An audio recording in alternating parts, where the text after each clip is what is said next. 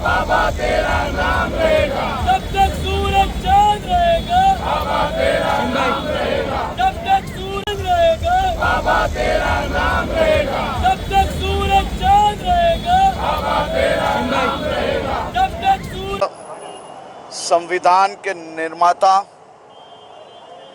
Baba Saheb doctor Bhimrao Ambedkar ji की जयंती पे बहुत बहुत शुभकामनाएं। बाबा साहेब आंबेडकर एक જ નારો દેશની ચારેય દિશાઓમાં લાગતો હોય છે કે जब तक सूरज चांद रहेगा बाबा तेरा नाम रहेगा।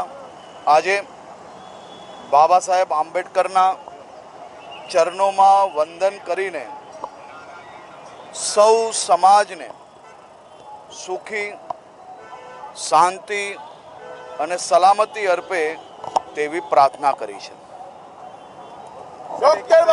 ડૉક્ટર બાબા સાહેબ આંબેડકરની જન્મ જયંતિ નિમિત્તે સૌને ખૂબ ખૂબ શુભેચ્છા અને અભિનંદન।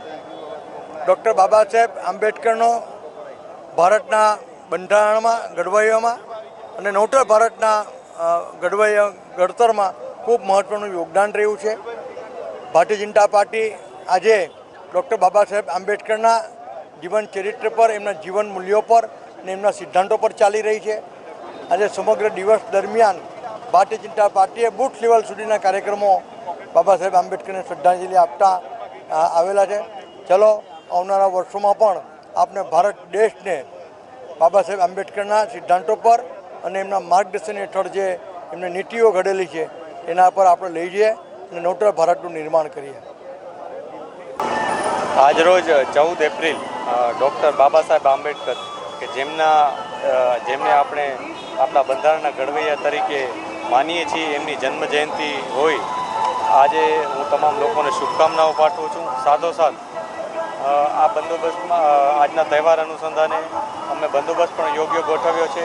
અહીંયા સલાબતપુરા પોલીસ સ્ટેશન વિસ્તારમાં બાબા સાહેબ આંબેડકરનું જે સ્ટેચ્યુ છે એ સ્ટેચ્યુ પર ઘણા લોકો આવી અને પોતાના ફુલાર ચડાવીને પોતાનો ભાવના પ્રગટ કરતા હોય છે, લાગણી વ્યક્ત કરતા હોય છે અને આ માટે અમે યોગ્ય બંદોબસ્ત ગોઠવેલ છે। ગઈકાલ રાતથી જ પોલીસ પ્રેઝન્સ અહીંયા છે। આના માટે અમે જે સ્ટેચ્યુ છે એની આસપાસ બીજા જે સ્ટેજ છે ત્યાં આ ઉપરાંત ટ્રાફિક માટેના પણ યોગ્ય બંદોબસ્ત ગોઠવવામાં આવેલ છે। ટ્રાફિક ડાયવર્ઝન માટે સુરત શહેર ટ્રાફિક પોલીસ પણ અત્યારે કાર્યરત છે।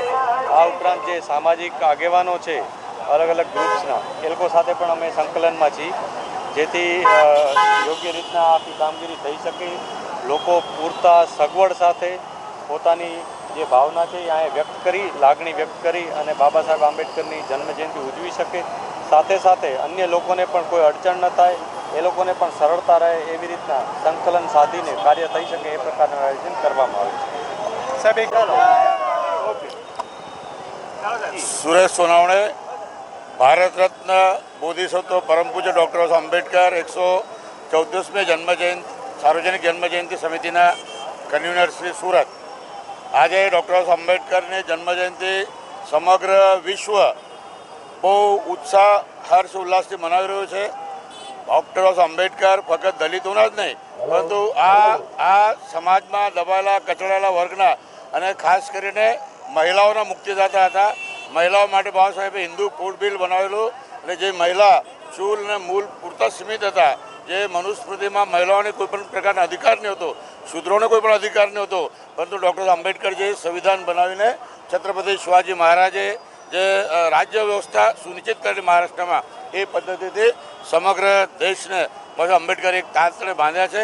આજે બાબા આંબેડકરની જ્યારે 134મી જન્મજયંતિ આપણે મનાવી રહ્યા છે ત્યારે સૌ નવજવાનોને મારી વિનંતી છે કે બાબા આંબેડકરે જે સંદેશ આપણે આપેલો હતો, શિક્ષિત બનો, સંગઠિત બનો અને પોતાના હકના અધિકાર માટે સંઘર્ષ કરો।